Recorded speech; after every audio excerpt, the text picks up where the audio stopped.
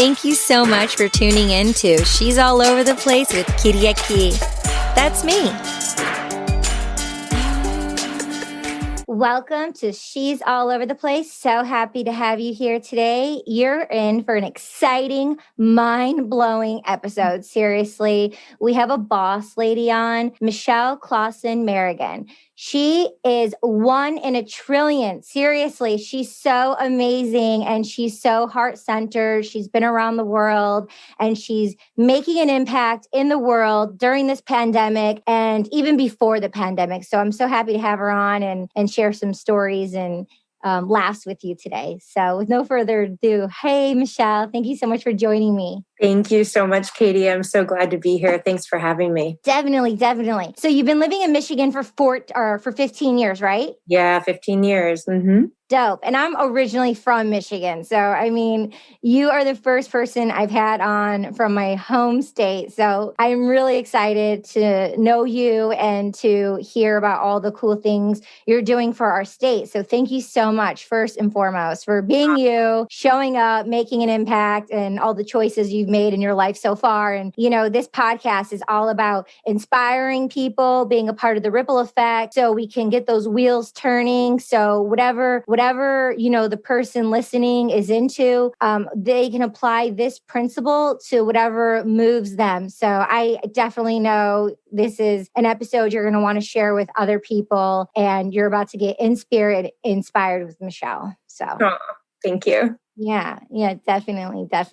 Well, I'm going to jump right ahead here because right now I'm wearing these amazing earrings and this necklace that was gifted to me. Can you explain where they stem from and what they mean? Yeah, absolutely. Those look beautiful on you, by the way. And those listeners and whoever is watching is getting a sneak peek because that actually is the very last box that comes in the quarterly subscription. So we're doing 4 boxes in a year, and I'll talk about that later. But that's one of the last gifts in the boxes for a reason. That's really had a huge impact on me.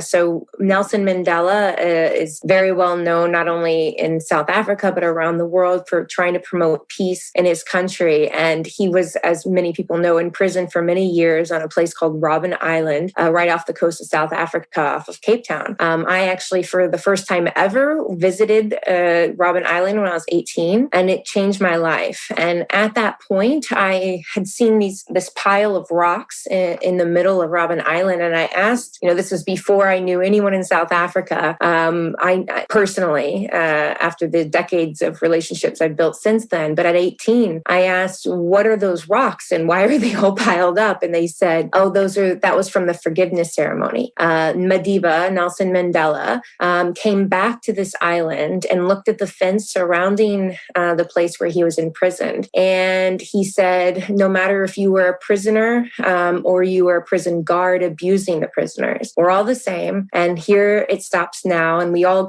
everybody grabbed a stone and threw it in the pound, the mess of stones as a way of saying we're all the same. Whether you did it or whether you received it, let's forgive and move on. And that impacted me at 18. And now fast forward 20 years later, I'm dealing with these beautiful suppliers in South Africa. And one of them offered to us to go take the fencing that surrounded Madiba's prison cell and turn it into forgiveness stones, turn it into necklaces that carry the mana. And that's why I'm so excited that you have it, because it's really the most powerful gift out of everything that we have included. Wow. That's such a beautiful story. I feel honored. Thank you so much. Yeah, thank you. And it's wild because when I met you and you gifted me everything, we'll go through all that, but it's this is the one that called to me first. And I'm so happy I have it on and we're sharing that with everyone. That's so cool. What a beautiful story. I've been to South Africa.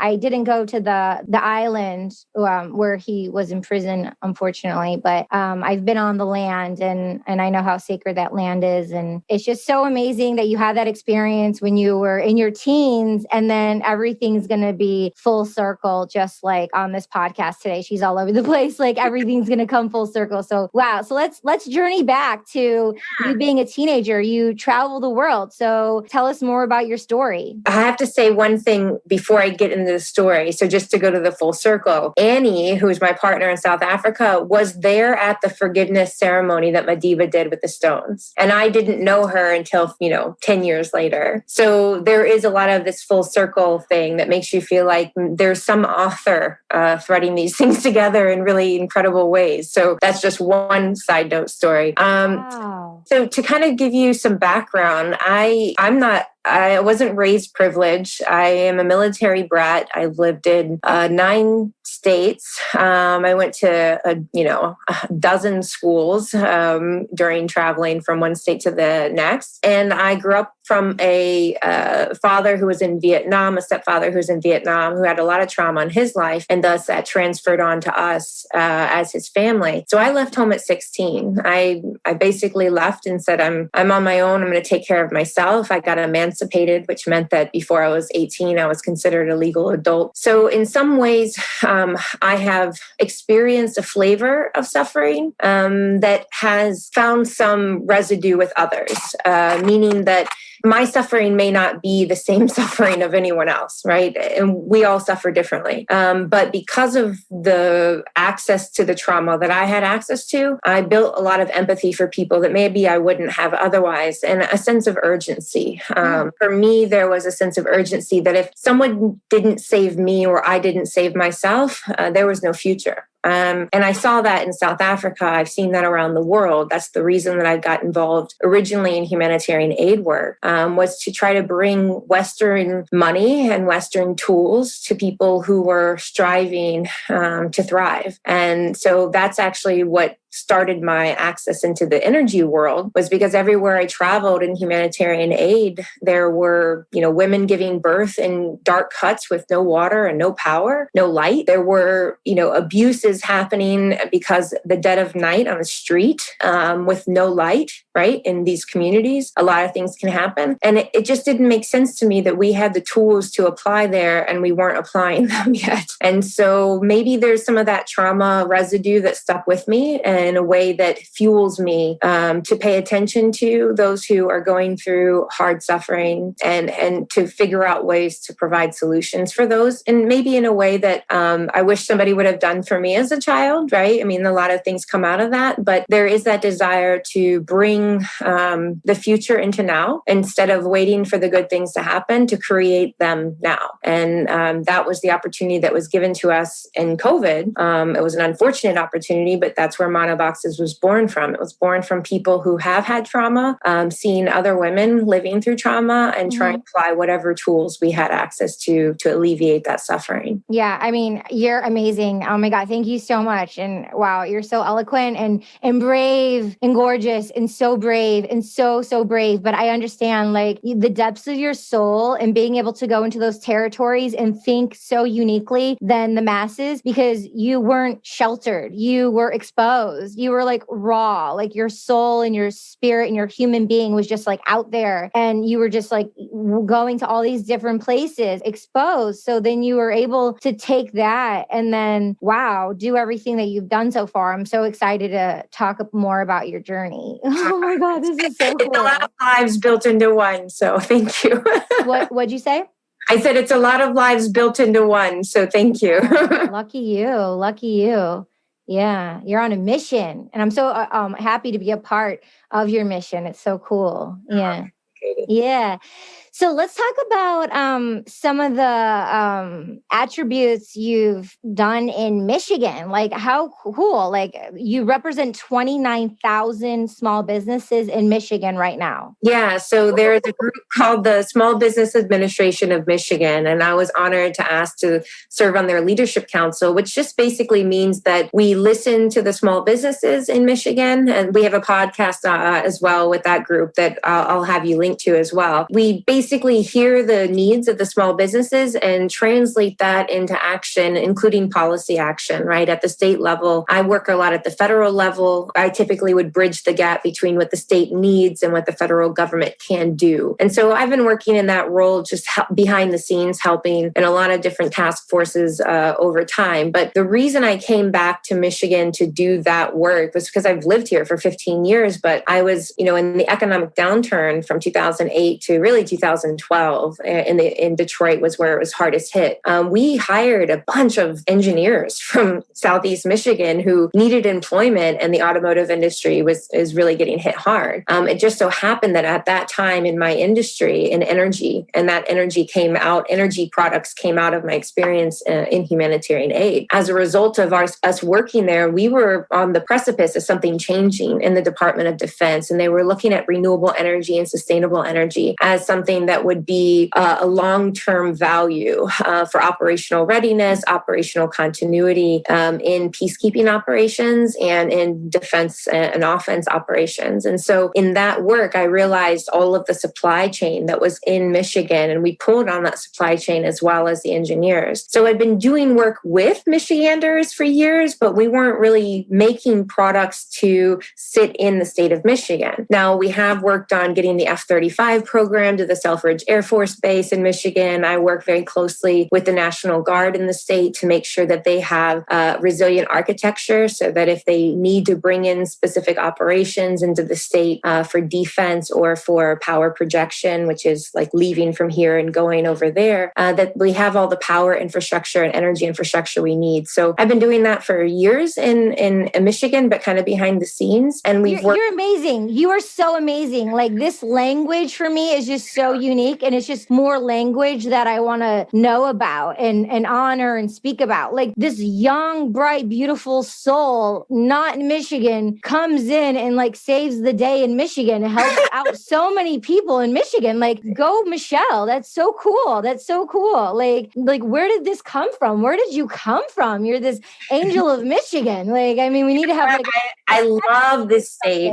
Yeah, it's gorgeous, right? Yeah, well, having lived in 9 states, and by the way, I lived in Hawaii for years and when I was young, so I have a really good reference point of great places to live. The people of Michigan are some of the most incredible humans I've ever met. And so not only I'm on the Small Business Administration in Michigan, I work with the Women in Defense in the state of Michigan, which is the largest chapter of women in the defense industry out of all 50 states. And, you know, Michigan does a lot of work. We pull down a lot of measures in the federal government that just people don't know about. And oftentimes it's people like me and people like Women in Defense, the women who sit around that table, who are going and making things happen in DC that wouldn't otherwise happen if we didn't have the voice and we didn't have the language, like you mentioned, and we didn't have the experience. So I've just been the beneficiary of sitting around many tables with a lot of people who have much better education than me. I didn't go to college till I was in my 20s, right? I went to online school because I couldn't go to a physical school with 2 children. People like me who have these voices and are coming to the table with various toolkits that maybe they wouldn't get at Harvard, but when you're in the field in Haiti or South Sudan, you can apply in different ways. I think that's been my biggest gift, is just spending time in places with people, learning how they live and learning how those tools could be applied to us. And now in the state of Michigan, we're learning how to apply that here. I love that. I definitely relate. I've been, a big fan of, that's why it's called She's All Over the Place, because I've traveled the world twice. Like, I've been all around the world, and I love people. I love culture. I come from a big Greek family. So sometimes I'd be in the south of France, where all the famous painters came from, all those beautiful colors, and with Vietnamese families. And, I went with a friend from Vietnam who was living in Michigan in Ann Arbor. We went and we were with some of his family, and I didn't know what they were saying. They fed me. I listened to Sade for the first time. They have those, in New York, how they have those carts. Yep. In the south of France, they have these carts, but they're egg rolls. And so there's all these Vietnamese people just giving out all these egg rolls. And it's I didn't speak the language, but because of the food and the love and how they were speaking, the energy, the vibes, the tone, I grew up hearing another language and speaking another language. So I could tell, if they're talking about you, if they're not talking about you, if there's a heated room going on, just by the sensibilities of the feeling of the room, the energy, the tone, the people, the culture. So that's a very feminine characteristic. And I don't mean that is only betrothed to females, but it is a very feminine characteristic to see the unseen and hear the unsaid. And honestly, that is how we got here. But being in those environments where you're learning from others who don't speak the same language, don't understand the same conceptual backgrounds as you may have, or contextual backgrounds, that actually makes us grow as humans, not only in empathy, but also in perspective. And so it's that perspective that harkens us to action when we have tools that people that we've connected with around the world absolutely need. And by the way, vice versa. I mean, there is so much to learn, for instance, from South Africa and from Madiba and the things that happened over apartheid. As the US, there's a huge bridge of learning that goes both ways. But until we start to look beyond ourselves and see other people's stories and find the resonance in those stories that attracts us to people and says the same way you feel, like I feel connected to you at my belly. That's a Polynesian term. The connection at the belly is mana. So the reason we called this mana boxes was because we wanted the people to feel the energy of the women, the 1,800 plus women who are putting their mana, their energy into these items. Because as you know, energy can go to your memories because you were there and you can experience that. You can smell the smells, right? But mana can also go to a thing that you got while you were on that trip that changed your life and you've held on to because it reminds you. That's mana. Sentimental value. 100%. That's why human beings, they get so emotionally attached to something. It's not always the materialistic thing. It's a sentimental thing. It's the emotion that moved you behind it. So exactly. That's the mana. Okay. Yeah, I mean, I have a little clock watch my grandfather had from Merrigan, Pelahatchie, Mississippi, in the country. He had this for 80 years. It was given to him. Then he passed. It was given to me. You know, when there's times where we need to, especially during COVID, draw on the sensibilities of our ancestors, of who we are, and of what we can become. Sometimes holding on to something that has the energy in it, the mana in it, is good. And that really is the reason. It's empowering. That's the reason that we created this mana box system. Great. So let's just deep dive into mana, since we know what it means, like the energy and like where it stems from. Yeah. So how was it birthed in 2020 for you and your partner? Yeah. So this is a really crazy story. So I invested in a company called Mana Pacific recently. We founded it, and it was to create energy, power, physical energy, because I'm an energy and power specialist, right? I'm a battery specialist, a microgrid specialist. So energy in a physical form is my specialty. So we invested in that company. We named it Mana Pacific for the reason of mana being this empowerment, this power field that you can feel between people, sometimes between nations, sometimes, between complete strangers, right? And objects. So we named that company Mana Pacific. We started researching what that meant. And I had this kind of idea tucked away on one of my many notepads that I have sitting around of sketches and drawings of things that I'm birthing in my mind, at least. And mana boxes was one of them. I had it sitting around because I had this idea that we do put energy into things. When I'm traveling, I hate buying anything that comes off an assembly line that doesn't have anyone's hands touching it, really. I love the handmade items. And as you know, Katie, obviously traveling as much as you have, there's something beautiful in that handmade nature, right? And thinking more in terms of the Pacific, because I, having spent some time in Hawaii as a child, I knew mana as a Polynesian term, as a connection at the belly, and in this energy that's unseen, but when you're connected to someone because you can feel it. Mm-hmm. And that being true, obviously, of transference of material goods often. My friend Annie in South Africa this is a long story, but I'll summarize it, had asked me to do a session with some of the women in her group called the Women Presidents Organization. These women that I was supposed to present to originally in person in Montreal before COVID hit account for about $100 million US in economic transfer from South Africa and beyond with their businesses. These are women, small business owners. And so I was trying to figure out what to do now, since COVID made it required to be a virtual event, right? So we couldn't do it in person. So now we're going to do it virtually. How do I connect with these women virtually? And I was meditating because I meditate. Some people pray. I meditate/pray. And I had this premonition of, first I was asking the question, what can we do? First of all, what do these women need? What's the tool that they need now? And then what do we do with it? And originally, when thinking about what they needed to know or what I needed to tell them, the message was around seeing the unseen, seeing beyond the surface. And I didn't realize how valuable that message would be, kind of emphasizing the incredible intensity of feminine intuition. And so telling these women that you just need to pull down into these depths of your feminine intuition and pull this vision up and you can create anything. But I'm telling them this during the worst of COVID, right?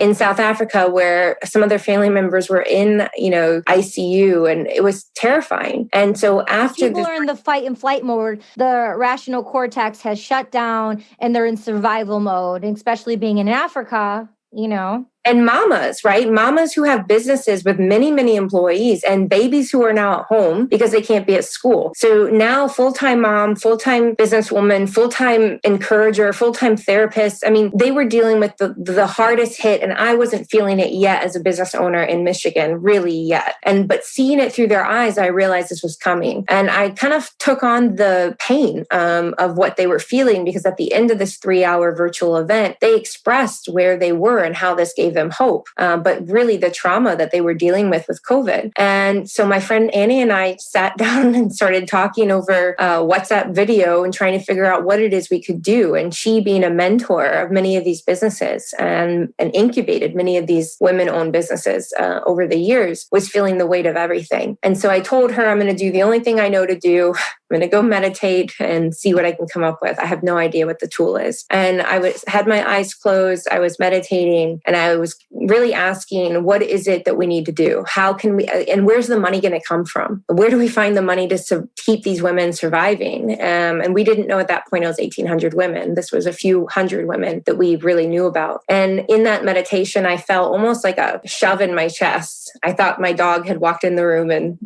kicked me or something. And I opened my eyes, and it was very clear. It's you. If you don't do it, who will? And if you don't do it now, when? And it was such a clear message that it was like, okay, I'm going to go back to my notepads and figure out which solution, which idea and vision I have that I could apply to this market. And it just happened to be monoboxes. And honestly, I know more about inverters and solar panels and battery systems than I do about fashion, but we learned really quick when 1,800 lives were on the line for it. Wow. I have chills. I have such deep chills. That's such a beautiful story. Thank you so much. And then where this one right here, this monobox that we have, and there's hundreds of stories in here. So is 1,800? Is it all 1,800, or how many are in the box? So if you can imagine during lockdown, during quarantine, first of all, how hard is it to make items at scale? And we were making 1,000 of each particular item. We have 33,000 items that were handmade. Those cards were also made in someone's business with COVID quarantine protections. And because of the timing, we could only get about 300 stories and pictures on, just because we had to ship everything to get it to market as quickly as possible to get that revenue in their hands. So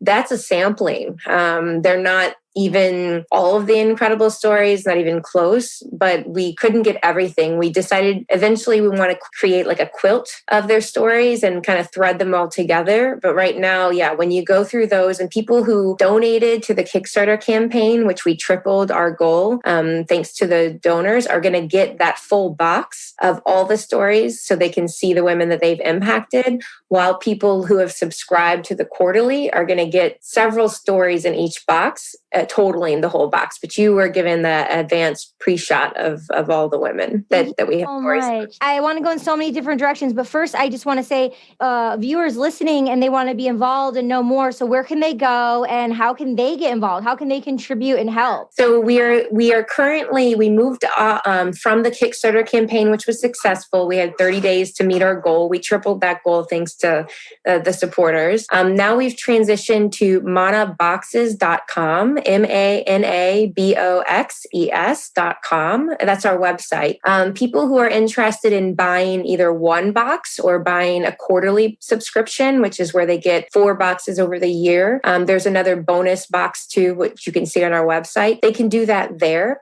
We don't have a donation set up yet for people who want to give underneath the $250 for a single box, which is 7 to 10 goods in that box that are handmade. We're thinking about setting up a Mana Foundation. That's where we're thinking to go next, because we have some very interested parties looking at supporting us, and we're thinking about launching a school right now in South Africa to support these mamas who've been making these items. So there's some things yet to come, and you will know more about that if you follow us on manaboxes.com. And then also your Instagram too, right? Yeah. So our Instagram, I'm pretty sure I have to double check. I think it's the Mana Boxes is probably the Instagram as well, but we'll post everything and get the links to you so that you have it. But yeah, we're on Instagram, we're on Facebook, we're Mana Boxes, MANA Boxes. Yeah.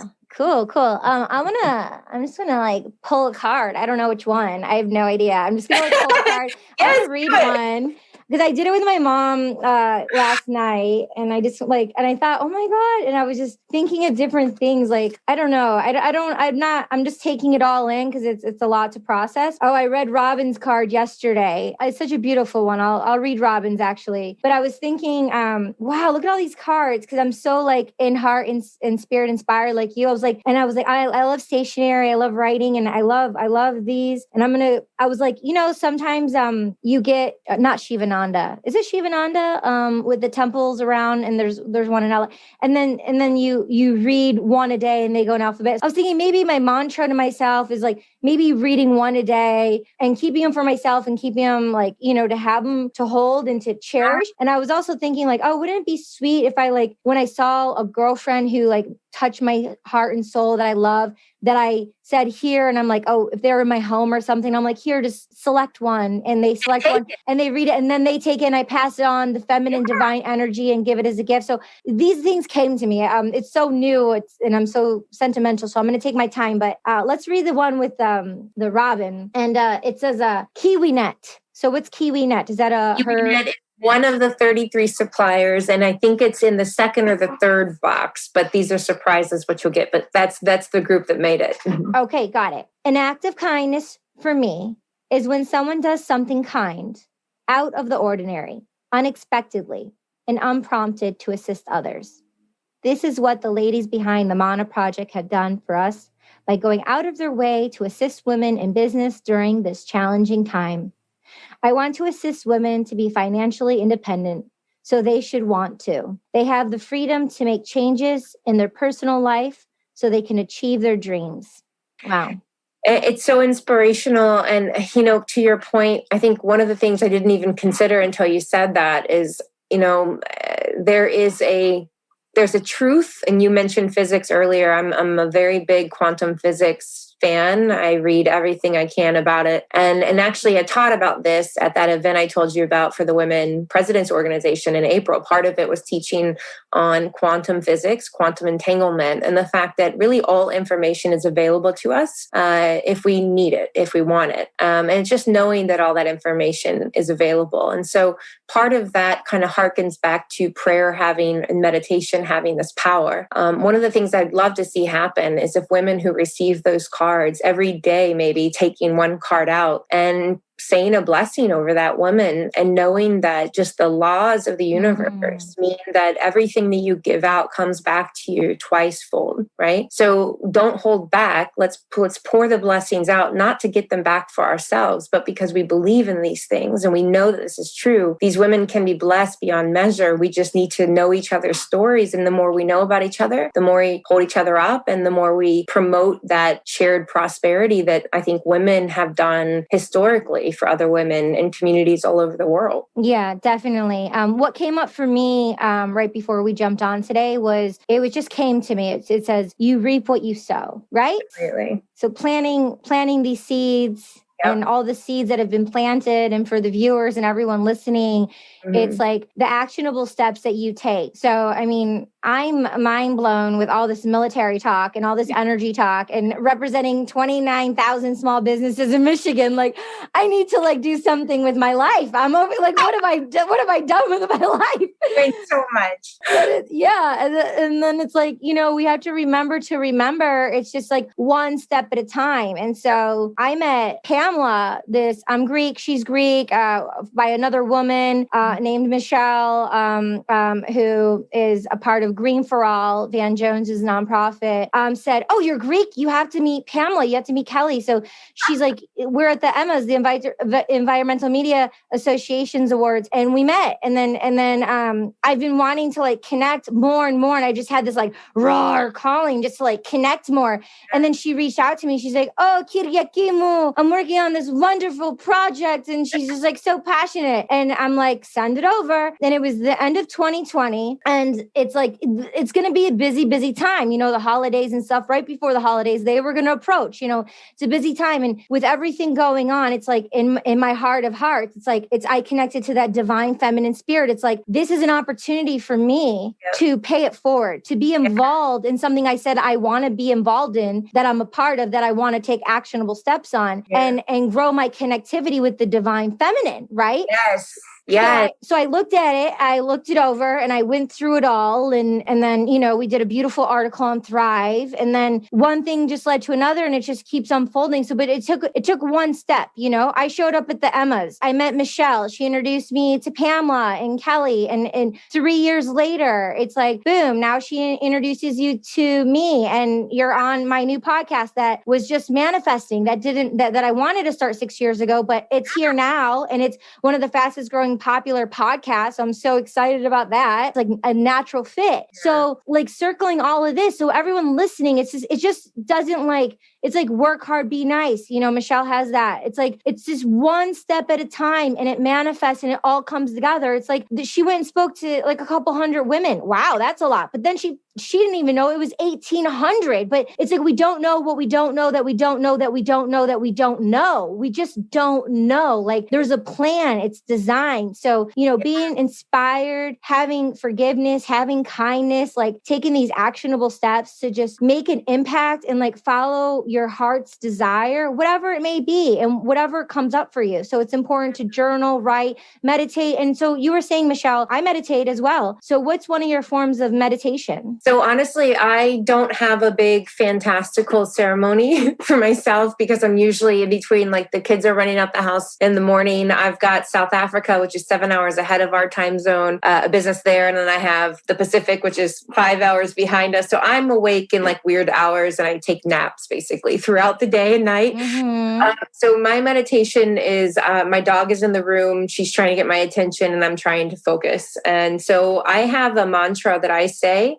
This is really going from the last few months in 2020, where the weight of and the pressure of making sure that Mana Boxes was successful, not only for these 1,800 women, but for all the investment that we've put on, and all the women like you in the US who have not only put their eggs in this basket, but supported us for endless hours. My question was, how do we pay for this? How do we support this over time? And, during my meditation, I really just spend a few minutes focusing on peace of mind. So I'm trying to create coherence, right? So peace of mind, love of heart, because that's in my mind where our heart's supposed to be full of love, and then gut of grace. So peace of mind. If my mind is at peace, I won't get lost in the thoughts, right? I can see the vision and move toward it.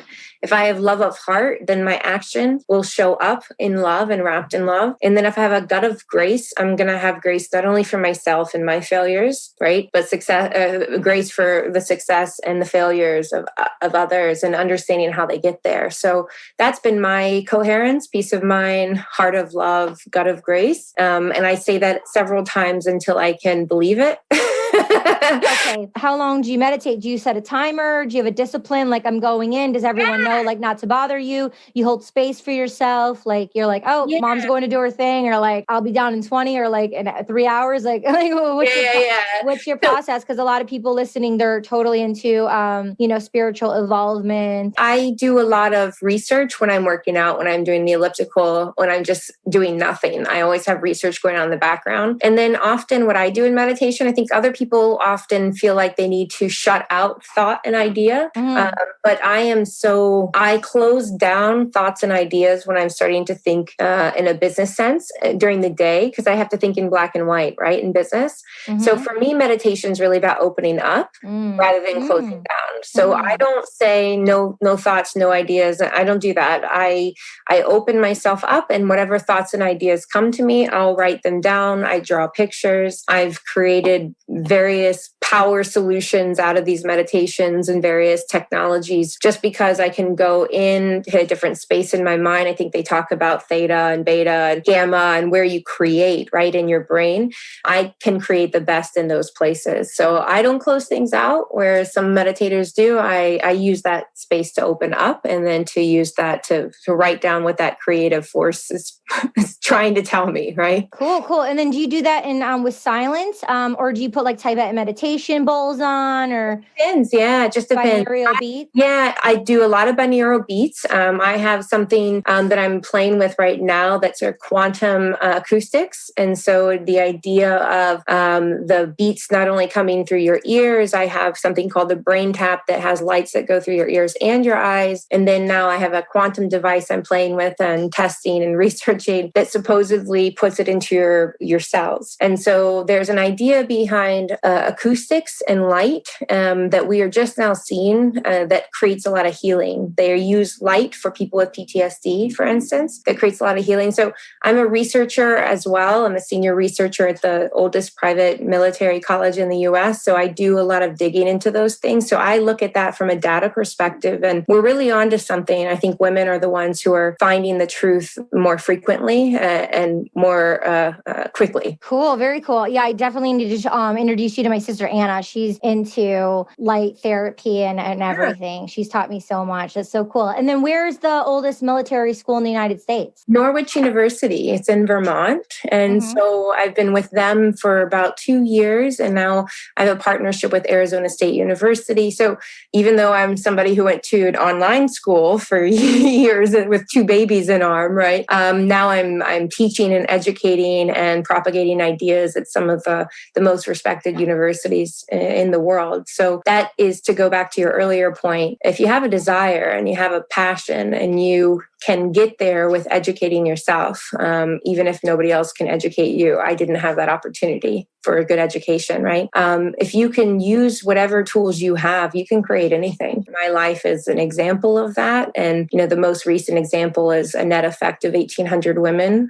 But the reality is that we're just getting started. And we just need more women like us to rally around. And how many more thousands or millions could we affect? Yeah, maybe more females and people will see more podcasts like this one, because a lot of people are struggling, like you did online school. A lot of people are doing homeschool. So it's difficult for a lot of people, but everyone's shifting and finding new patterns. The online school, it's so wild because you said you were doing online school, but that's what everyone's doing now, online school. My niece and nephew, they're doing the online school right now. It's difficult. You need that connection. You need to connect with the people. Well, you need to we have to retrain ourselves to connect with people outside of physical contact. And I think, unfortunately, some of the side effects of being someone with physical and, mental abuse means that I didn't have as much physical contact over the years, right, growing up. And so you really become independent in that scenario. And I think a lot of people listening to this podcast understand what that means.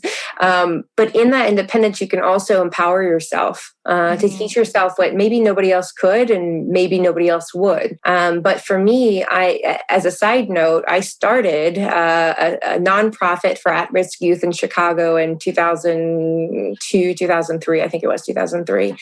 And side note, we did work all over the world doing humanitarian aid work. But during that time, we were approached by a university, Arizona State University, asking us in 2003 if we would pilot the first online school program that they had ever had. Turned out it was not only their first online, it was the first for many schools, if not all of them. And I think that they came to us because our kids were all at risk, right? So they thought, well, if they fail, they fail, right? It's not going to be a ding against us, but they all passed. And not only did many of them get GEDs and then go on to this, advanced degree or undergraduate degree with ASU, but then 20 something years later, now I represent ASU in Wow. Right. Full circle, like once again, full circle. All over the place. It literally, that's that's life, man. It's like all over the place. Yeah. Like you think you're just going in a linear direction, but that's not happening. Yeah. The more you show up, the more you see, huh? Yeah, but that's it also though. The what you just said, the more you show up, the more you see. And being in that independent state, you were a seeker, you were a self-motivator. Like you're like, oh yeah, I'm working out, but I have research going on in the background. Right. A lot of people, they don't have it's your gift. It's your gift. So and maybe people can learn, hopefully people can learn from you, about being a self-starter. I remember when I was a teenager, I read a quote by Socrates. It's probably going to be fragmented, but his definition of a philosopher was a person who's a lover of wisdom. And I'm like, oh, that's me. I'm a lover of wisdom. So I'm a philosopher, so like a seeker, and so, you're a seeker. And so people listening, hopefully, we can inspire them to be seekers as well. And maybe you were a seeker. Maybe you are a seeker and you're on the journey, and that's awesome. But maybe you fell off, and maybe you can, get back to you, right? So sometimes it's a search of yourself. You know how you know you're a seeker? You know you're a seeker when you're in a room or an environment with people who are much older than you, and all you want to do is hear what they have to say, for instance, because there's truth and wisdom in that older perspective that we didn't live through. So what the generation that, my kids are of, this generation, is the wisdom that you can get from an online snapshot, right? But there's so much wisdom in history and experience and individuals' experience. So that's the thing that I've sought after, because to me, if I had wisdom, I had protection. And coming from someone who had an abusive background, you need protection, right? Mm-hmm. So I sought after wisdom to give me that protection. And through that wisdom, found out that, wow, everybody else in the world also needs it. And so if we have tools to provide it to other young girls and other women who are providing safe havens for other young girls, why wouldn't we do it? If we don't do it now, why? And if we don't do it with our own hands, who's going to do it? I mean, to me, this is why we live. This is what makes COVID worth living through. Because honestly, several of us did not want to make it through COVID. It was so difficult, right? It was a hard time to want to stay alive. But the human spirit of survival is the strongest thing I've ever felt and experienced in any emotion, to survive, to live. And now we need to translate that to thriving. And I think that's the female spirit, is translating survival into thriving. Definitely. And Ariana Huffington coined that one. I think this April will be 4 years that she launched Thrive Global. So I love that. Yeah, it's all about thriving. Absolutely. You mentioned earlier a podcast that you have here in Michigan. Which podcast is that? So there is a podcast that was done from the Michigan Entrepreneur Group. I'm not exactly sure the perfect name of it, but I will send it to you. And then there's also other podcasts we're doing, Earthshot, and some others that are talking about different facets of our work. Obviously, Mana Boxes being a huge portion of it. But in some cases, we're talking about the climate and trying to risk mitigate, carbon changes over time, and how our technology and our approach to technology will affect that. So we have a few of those different ones we'll definitely share with you after this podcast. Okay, that's cool. And I'll put them in the show notes, like you mentioned. Okay. Anything else you want to share about the Mana Boxes? Well, basically this. I mean, a lot of people are, when they see, what is Mana Boxes? I understand the spirit, I understand the energy behind it and the love behind it, but why would I get involved? And the number one thing that I want people to understand about Mana Boxes is that it's not gifts just for you. I mean, that Mana is about giving the mana. So any of you who've been to Hawaii,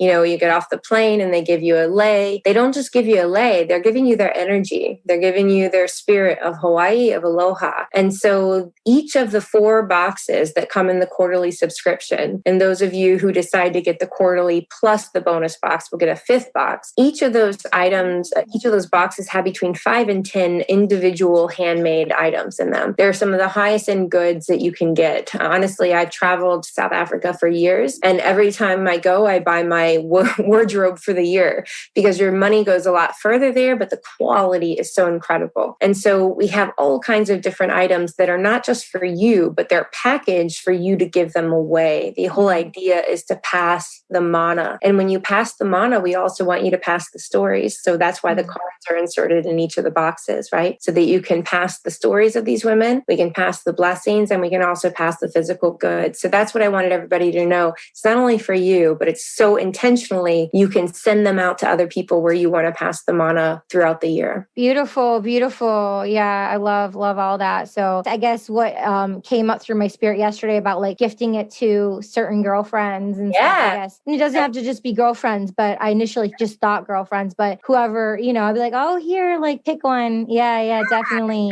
And hopefully they'll think of you when they're looking at it, when, it's in their drawer somewhere on their altar and they're looking at it, and it deepens the kinship you have with the relationship with that person too. 100%. So we can make a choice to gift a certain one after reading them to certain individuals. Like this, I read this and it made me think of you, and this is for you, because each story is going to be a different story. Yeah, the resonance. And that's really what we wanted to promote. And there will be a point at which, after we send the first quarter boxes, the end of January, that we will ask people to give us their stories, to show us who they're passing them to, and reveal the energy, reveal the mana and the connection between the tribe. Because in my mind, there's a connection between all of us women. I mean, we have a connection to every human, but women have this intuitive nature to kind of click into each other. And it really comes from sharing. That takes all of the political bias away, all the religious bias away, all the boundaries and the borders, all of that is gone. When you read someone's story and say, yeah, I totally understand. Even though I may not have lived in those shoes, I want to pray for those shoes. I want to hope good things for those shoes. And I know that doing that is going to reach hundreds, if not thousands of other people. That's the real benefit and the beauty behind this project. Beautiful, beautiful. Thank you so much for being here and sharing stories with us. So you have MK Advisors, right? And so how long have you had that? Has that been 15 years as well? So no, we after the last company I had where we were doing rapid prototyping of energy solutions, so power equipment for the military, intelligence community, remote villages, etc. I got really good at making solutions. And so I left in 2015 and started MK Advisors to teach others how to make these solutions, because I realized that to get energy and water, clean, sustainable energy and water to scale in the communities that we need it to go to the first and the fastest, right? We needed a lot more people who knew the things that we knew. And so for the past 6 years, that's what we've been focused on, 6 years, focused on teaching others. Now going into 2021, we're really focused on microgrids, creating power solutions around the world for communities who can not only monetize those systems, but can also create a sustainable community and a sustainable economy. One of those projects is called Mana Pacific, and Mana Pacific is out of Hawaii. Actually, we moved during COVID, 3 of our staff to Maui to run that company and to really build it off the ground. So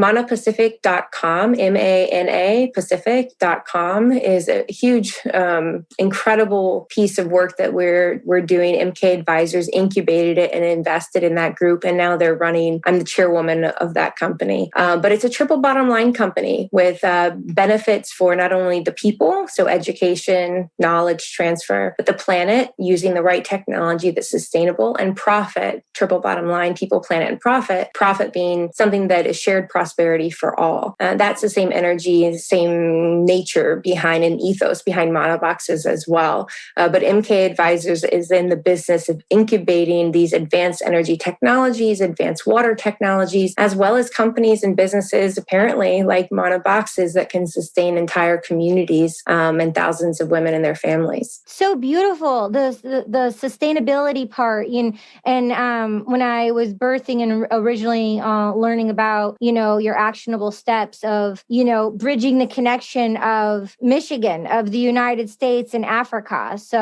Yeah. Yeah. And so this now is a huge one. I mean, I don't know if you know Sixto Rodriguez, but there's a big story behind Sixto Rodriguez and a documentary that was done on him called Finding Sugar Man. There is a deep connection between Detroit specifically and South Africa in a way that South Africa, when you ask them about Sugar Man and about Detroit and the music that affected them during apartheid, many South Africans will just cry because it was that impactful. So there is a huge bridge. And that's why I mentioned earlier a bidirectional bridge of learning and sharing between us and them. I think that there's something here that a lot of Detroiters would love to see if they knew just how connected we are to South Africans. And I have just chills running because when you said the name, I haven't heard his name in a while. But yes, I saw the film. I saw the documentary. I had no idea. And most people don't. I mean, I thought he was African American. Right. When I heard about it, when everyone was raving about it, oh, you have to see it. You're from Michigan. You have to see it. And then finally, thank goodness I saw it. But I'm so happy that he was, because normally you hear a story and the person's passed on. Right. Find he's still living. When the South Africans, when they brought him in for this concert, it was packed. It was like Michael Jackson had just shown up. I mean, he became a cultural icon and he didn't even know it. And he changed the way that South Africans thought, specifically white South Africans, in a way that he didn't even know. And this is the mana, right? What you do when you put it into something has a life of its own, even if you're not mentoring and monitoring and managing that life. He was gone and his life, his mana lived on, even though he was still physically alive. He was gone from them for years and his mana lived on in his story and in their story. So there's some beauty to that I think that we're trying to tug on. And the more women like you and your community who see this and understand it, the more they're going to understand why exactly we think that there's something to be learned here on both sides of the coin. Yeah. Cool. Very cool. Very cool. You're so beautiful and impactful. I'm just like, I'm in awe. I'm just like, ah. You're so sweet. I say that the COVID-19 is a real thing, but I don't know if the COVID-19 pounds or not, but we put on some pounds this year sitting at our desk, focusing on trying to figure out solutions. So I appreciate the comment, but I think we all feel ragged and tired, but I mean, for anyone who's not on the video right now, I mean, she's like a baby doll, like so young, and she's accomplished all these beautiful things, and she shared some of her stories. So it's normally you hear that but sometimes you hear like people and they're like, oh, they're like so much older, or they're older. You know what I mean? Like they've had some withering lives. Like, yeah, you mentioned you have 2 children. Like, how young are your children? So they're teenagers, and that my daughter's taller than me, and my son just passed me up, and I'm 5'9". So I go into stores with my daughter, and they think that she's my best friend. So what are you gonna do? Best friend. You're probably like looking like her sister. Yeah. People think we're all the time. I'm sure. I'm definitely sure on that one.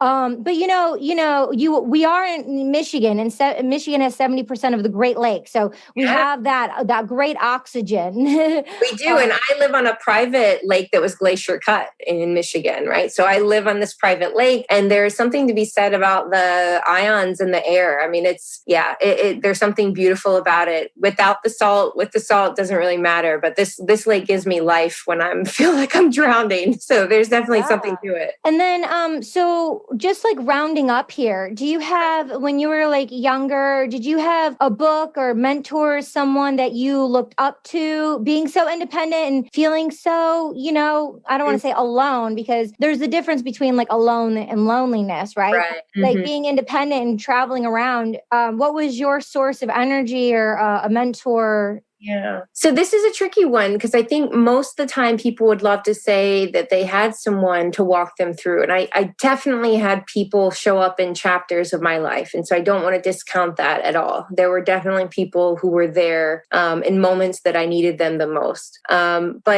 I think that this is something that harkens back to the South African women, at least that I have connected with over the past several years, that there's an internal connection to something that's deeper than even someone out here. And so in one section of my life, that may have meant God, right? The God, the gods, whatever you want to interpret it as. I felt connected to the source. And then in a different time of my life, I felt connected to nothing but my own pain. And in those places is when I built some of the things that I needed to fortify myself over time. People with a lot of trauma often can't figure out how to make it unless they have someone holding their hand. And I almost created a list of like guides almost who were in my life guiding me even though they weren't there. And I'm writing a book right now about those guides, giving them personalities as a fiction, right? But I think that there are people in this life who feel a very strong connection to family here. And that's a beautiful, brilliant thing. And I wish that everybody had that connection. I did not, and I do not. And I've had this connection to a family beyond here. And I think that very many people can connect with that reality and have hope in the fact that even if the family isn't here physically in this world around us, that we can have that family in heavenly family, spiritual family, whatever you want to call it. I think that we can draw upon that. And over the years, that's really what I've been holding on to, that we're connected to something bigger. We have a family that we can maybe see or not see. And through that, we can all figure out what the right way is forward, because otherwise this earth is really hard and we have to do it together to make it worthwhile. Yeah, totally. Beautifully said. I've been nonstop, reading inspirations and prayers in the Bible. My mom gave me this Bible app. She's been, reading the Old Testament, and I've just been reading it, and it says right in there about long suffering and how life is about long suffering. And it's just kind of given not this blanket of permission, but just this openness to be it's a part of it. Because I always put the public persona on of everything's perfect, everything's fine, the imposter syndrome, everything's good, everything's great, but it's no, even when you have it all together, it just came up again. But I've been reading a lot of poetry and Khalil Gibran. It's the joyous of the joy because the depths of your sorrow. And and when you're sitting in that sorrow, right on the bed is the joy. Yeah. I mean, honestly, if there's anything about Mana boxes that people should know, we call it a labor of love, because there were many days that we thought we had to give up completely. I mean, not just because the business itself was hard, but our physical lives, our family, our this and our that. And honestly, Annie and I would just go and meditate and pray and ask for whatever the solution was. And it doesn't mean that it makes the suffering any less, but we should not escape the pain. When we escape the pain, sometimes we dilute the art that comes on the other side of it. And so I really have encouraged myself and people that I care about over the years to, when you feel that pain, sit in it for a bit. Just sit there. You don't have to stay there. And if there's a power that you don't have to stay there, but sit in it. And if you sit in it, you may find something created on the other side that maybe your hands can do, maybe somebody else's hands can do. But really what happened for Mana Box is sitting in that collective shared pain that everybody was experiencing created a business to sustain 1,800 women. And so my biggest challenge to everyone is I left home at 16.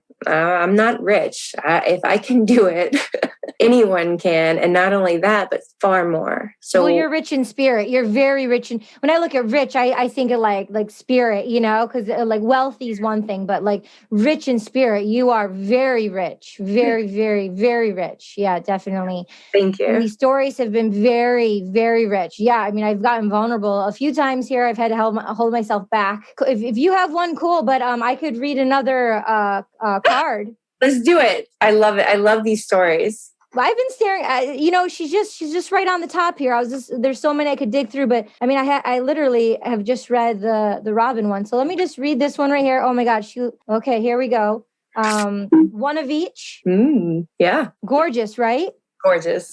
So I don't have so many friends from Africa, but I have some friends from Africa. So right when I said yes and I was partaking with Mana Boxes, I sent the link. I'm like, hey, do you know about this? And I like let my friends, in Senegal, they're there right now. And some of my friends know. Okay, here we go. I was working in the events and promotions industry, which came to a standstill. Wow. A lot of United States members and people can relate to that. I was also selling Herbalife. Many of my customers had been retrenched and couldn't afford to buy my products anymore. This brought great financial hardship to myself and family. My dream is to one day bring positive change in my community and to teach girls to be independent by teaching them the skills I learned from one of each. And that she is one of the artisans who handmade the journals. And so the picture, the colors that are on the front of her picture is actually the design of the journals. And they're beautiful. And there's some other corresponding things. But that there are so many stories of women who, there's some really heartbreaking ones who strove, were trying to get to the other side of trauma, and they were just getting there, and then COVID hit. And so she's definitely one of them. And so the fact that we could create this bridge, and, we prepaid for all these items. We had to, because they couldn't survive otherwise. Of course. So we prepaid for $1 million worth of handmade items, and that sustained them. And otherwise, that gave them real hope then, because how could they be